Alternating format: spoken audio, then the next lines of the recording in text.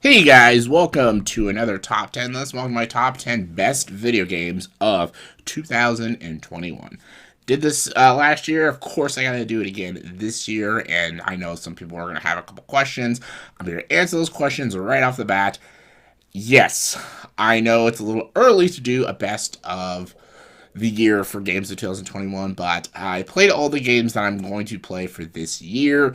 There are some games I haven't played yet, like I haven't played Deathloop yet, but I have so many games in my backlog. I probably won't be able to play Deathloop until like mid next year or something like that. And yeah, I know Call of Duty Vanguard's coming out and stuff for Battlefield 2042, but I seriously doubt they will make my best of the year. Also, I have no plans of playing Battlefield, so. And this is just all personal opinion. This is a best for me. My best, not the definitive best. So, yeah, just want to make that very clear. So, let's get to it. Here are my top 10 favorite or best games of 2021. And as always, for top 10 lists, you gotta have your honorable mentions. My honorable mentions are Metroid Dread, Far Cry 6, Hitman 3, Outriders, Biomutant, Hot Wheels Unleashed, and Mario Golf. Great games, just couldn't make the top 10 list, but did make my top 10 was my number 10. My number 10 is Kina Bridge of Spirits. Kina Bridge of Spirits is such a great game. Not only is it probably the most visually stunning game of the year, I love the story, I love the character of Kina, and I love how she's like hunting all these spirits to put them all to rest. I love the rots, the little black creatures following her. They're like your guides throughout all these worlds and stuff. I love the landmarks. I love how you're turning all this darkness into brightness again. It's just great. Visuals is great. The action is great. The world is amazing. The only problem I have with it is I wish the game was a lot longer. I wish the world and the maps were bigger, but for what we got for a 9 to 10 hour campaign story, I thought it was really solid and it was definitely one of my favorites of the year. Really good. Number 9 was the most underrated game of 2021 and a game I don't think anyone played, and that's Pumpkin Jack. Pumpkin Jack came out early 2021, and this game was wicked. It is a fun platforming game, all based on the season of Halloween. You get to play as this pumpkin going through all these different worlds, fighting these different Halloween sort of creatures and stuff. It doesn't really tackle story, but it's like kind of like a Crash Bandicoot. It's about the platforming and the gameplay and its cool style. Halloween is a great season. This game show came out during the Halloween season, but still, it's still great. I love the design of Pumpkin Jack. I love the worlds, and I love the platforming, the collecting, the platforming, the bosses. It was just a lot of fun. I had so much fun with this game, and I think it's easily the most underrated game of 2021. Number 8 is Mario Party Superstars. I had to put a Mario Party on here because I'm a huge Mario Party fan.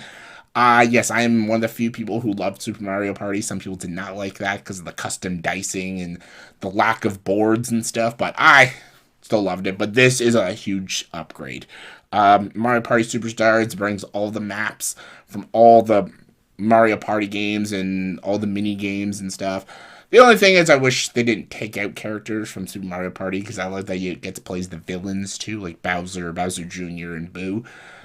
But that being said, I still love this game. I think it's better than Super Mario Party. I love the horror levels, and I love Peach's Cake. Those are really great fun levels and stuff. And it was just a blast. Me and Lindsay have been playing this nonstop, and we're still playing it now.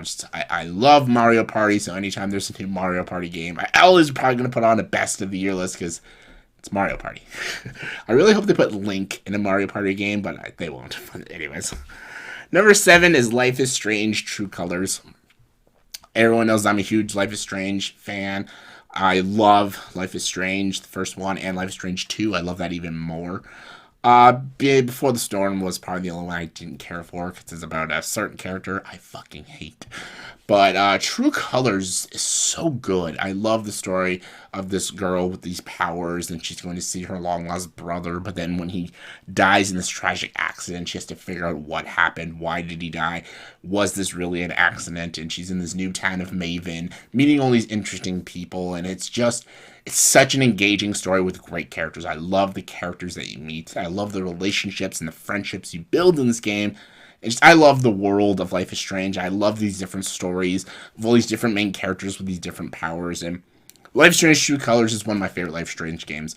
I always thought Life is Strange 2 was the best, but I think True Colors is actually the best, and it's one of the best of the year. All right, coming in number 6 is the best horror game of the year. That is Resident Evil Village. Resident Evil Village broke new ground. I thought Biohazard was most definitely the scariest and most fucked up Resident Evil game. I never got involved with the character. What's his name? Oh my god, what the fuck is his name? I forget the main guy's name again, but I was never invested with him, and I didn't like some of the maps. Like it's very limited, and I didn't like the weapons either. This one upgraded more. The maps were more open. The weapons are more badass, and some of the villains, like the big zombie chick, is awesome. And the visuals are just cool, and it's a lot spookier, but it's also a lot more creative. You can get like all Western in this game. It's fucking crazy. It's great. Really loved Resident Evil Village. It's no Resident Evil 2, but it's no Resident Evil 4 either, but definitely I'd say it's in my top 5. It's a damn great Resident Evil game, so check it out. Number 5 is another zombie game. That's Back 4 Blood. Back 4 Blood is a kick-ass multiplayer zombie hunt fest. Again, the story is just okay. You get to play these 4 characters surviving the zombie apocalypse. This is another like Left 4 Dead. If you're a huge Left 4 Dead fan, definitely play Back 4 Blood. Playing with your friends, this is the perfect game to play with friends. Like, it's fine to play by yourself, but playing with groups of people and groups of friends, having a blast, shooting up some fucking zombies is just a good old time. You know, time flies by when you're shooting zombies.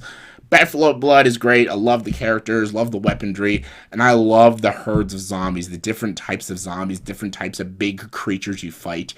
Just so great. I love it. Like, this is the kind of game like you play so many hours you don't realize, oh fuck, it's 5:30 in the morning. Great. I love it. Back 4 Blood. Awesome.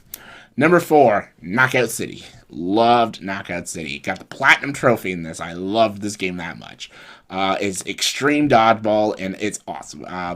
It kind of does like the Fortnite thing with its colorful characters and the gliders and stuff. Very kind of Fortnite-esque, but this is better than Fortnite for me. And yeah, it's dodgeball. It's a 3v3 or 4v4 dodgeball game. You fucking throw the dodgeball. When you get 2 hits on them, they fucking explode, and your team gets a point and stuff like that. Loved Knockout City. I'd probably put the most hours into Knockout City more than any game this entire year. I just kept playing it every single day until I got that platinum trophy. I think I put almost 100 hours into this game. I loved Knockout City. Played it every single day, and no regrets. No regrets.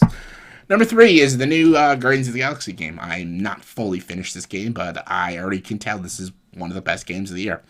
It did the Guardians of the Galaxy so well. Like, I was a little worried that they're not bringing back the entire original cast and stuff, but it doesn't matter. It's a video game, and it still feels like the Guardians. It still feels like Quill and Drax and Gamora and Rocket and Groot.